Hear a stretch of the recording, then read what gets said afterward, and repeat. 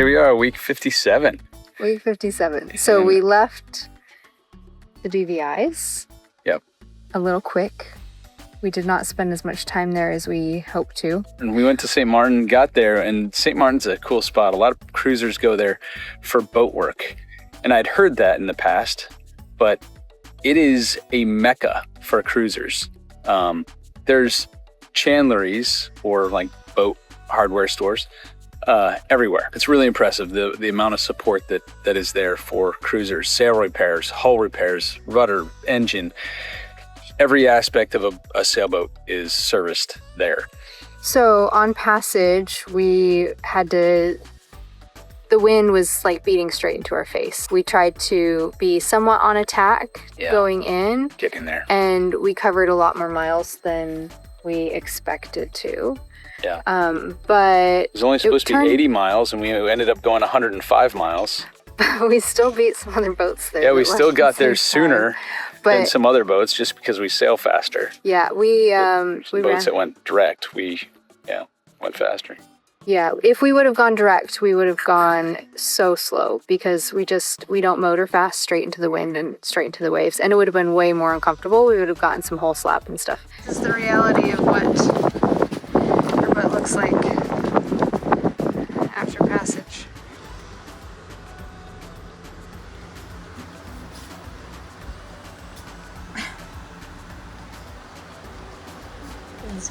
So we opted for a more comfortable ride. It was a bit longer. It was a lot longer than we expected it to be. Yeah.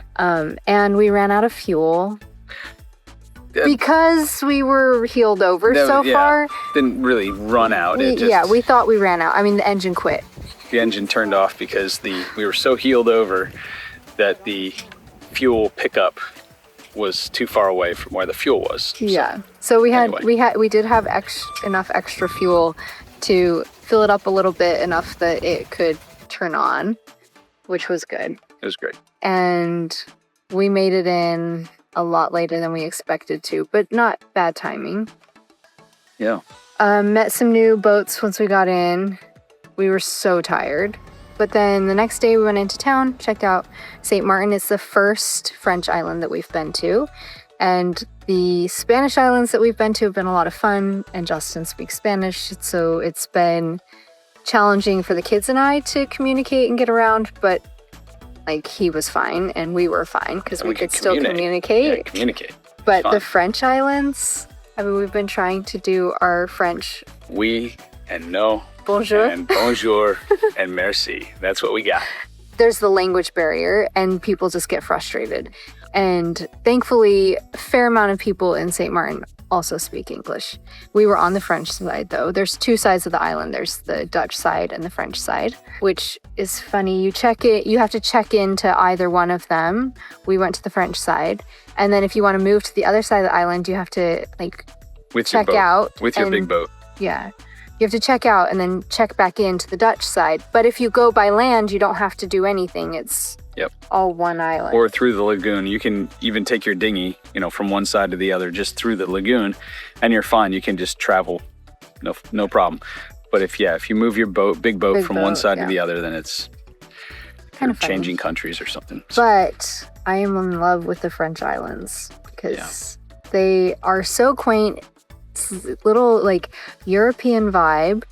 And I've always wanted to learn French, so this is just a little boost in that direction. So we went to the bakeries, we went grocery shopping, and then we went to Maho Beach. Maho Beach, yeah. Maho Beach is where the airport is really basically at sea level, and these huge planes come flying in and landing right there where you're at on the beach. Really cool. And then they also take off right there. So we're standing there and the planes will get out positioned on the runway and then just take off, and you get sandblasted by their jet spray. That wasn't my favorite. Justin lost his hat almost. He almost lost his hat. Yeah, I mean, it absolutely blew my hat right off my head, and it was an incredible. I mean, you're standing right in front of jet engines. It's really fun to see the planes flying so close overhead, and they're so big.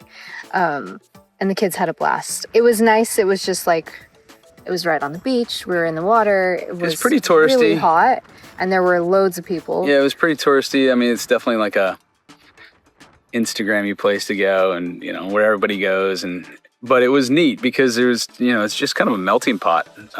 There's a lot of people from a lot of different countries right there, and they're all checking it out. So that was really cool. And then after Maho Beach, we went to, I think, my favorite place in St. Martin, which was the cheese shop.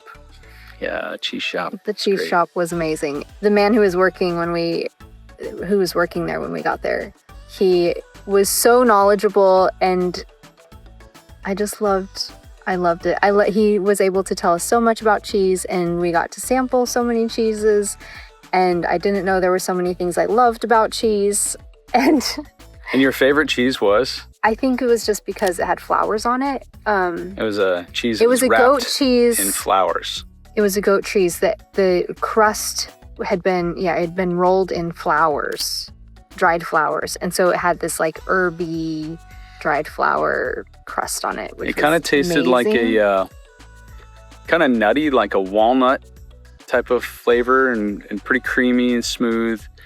And it was a hard cheese, but it was softer. It was very soft. Yeah, it was kind of like a firm brie, really good. And we ended up going. We met there first with this guy, great guy, like Beth said, and loved his cheeses. Even had tattoos of cheese on him. It was really cool.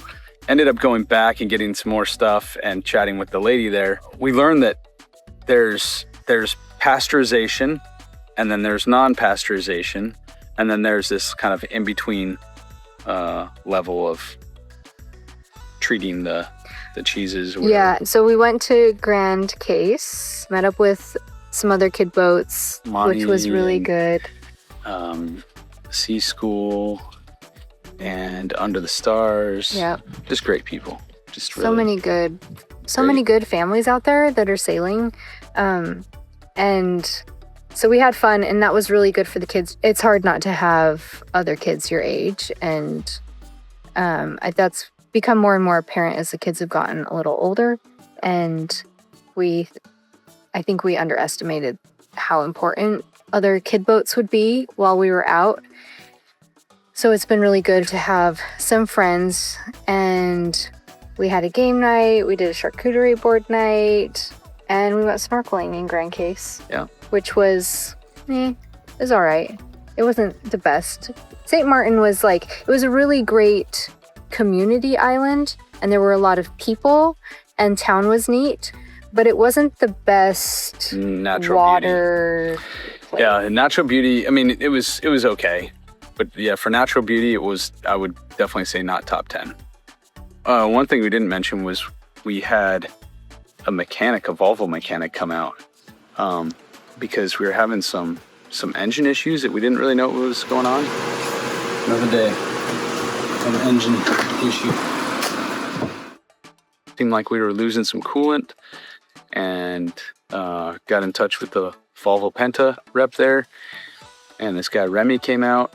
Just kind of went through the engine briefly and that was helped us before we went to Grand Case. Yeah, help us get that figured out. And he's basically you just need a new cap on your radiator.